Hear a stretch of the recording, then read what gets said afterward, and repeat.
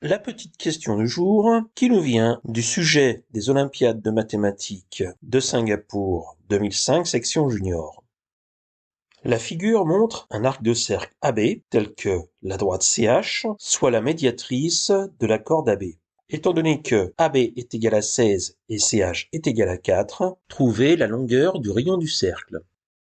Alors, comme d'habitude, prenez votre temps et on se retrouve après. Alors aujourd'hui, un problème, deux solutions. Et quand je dis deux solutions, mais alors c'est deux solutions complètement différentes. La première est très classique, on va tout simplement utiliser Pythagore. Alors j'ai complété la figure avec les éléments qui m'étaient donnés, et on a que dans le triangle OHB, rectangle en H, eh bien OB au carré est égal à OH au carré plus HB au carré.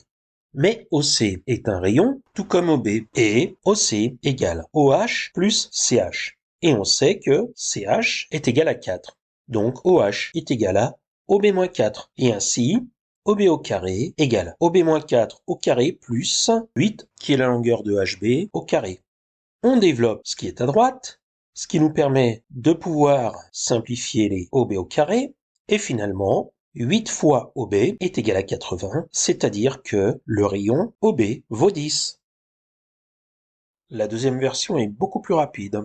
AB et CD sont deux cordes du cercle qui se coupent en H. Donc, HC fois HD égale HA fois HB. On remplace par les valeurs qu'on connaît. HC vaut 4, HA vaut 8, HB vaut 8. Donc, 4 fois HD est égal à 8 fois 8. HD vaut 64 divisé par 4, c'est-à-dire 16. Le diamètre du cercle a pour longueur 16 plus 4, 20. Le rayon du cercle mesure bien 10. Alors vous allez me dire, mais ça sort d'où ça? Elle vient d'où cette propriété? Eh bien, il faut savoir qu'il existe une propriété pas forcément très connue et qui est une application très intéressante du théorème de l'angle inscrit.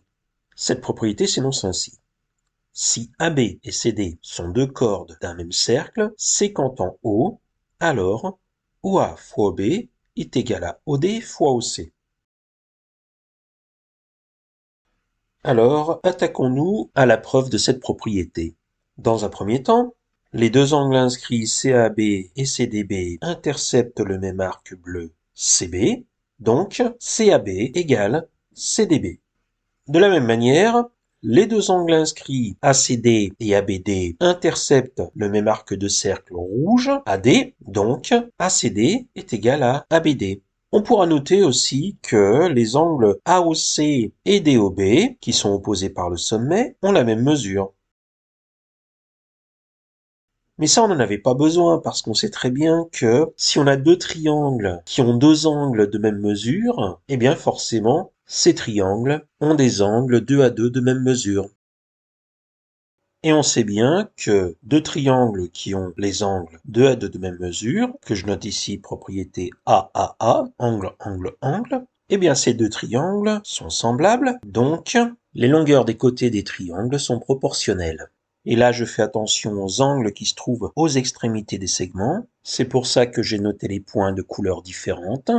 Eh bien, OC sur OB égale OA sur OD. On fait un produit en croix, on trouve effectivement que OC fois OD égale OB fois OA. Pas mal, non? En tout cas, moi ça me plaît bien.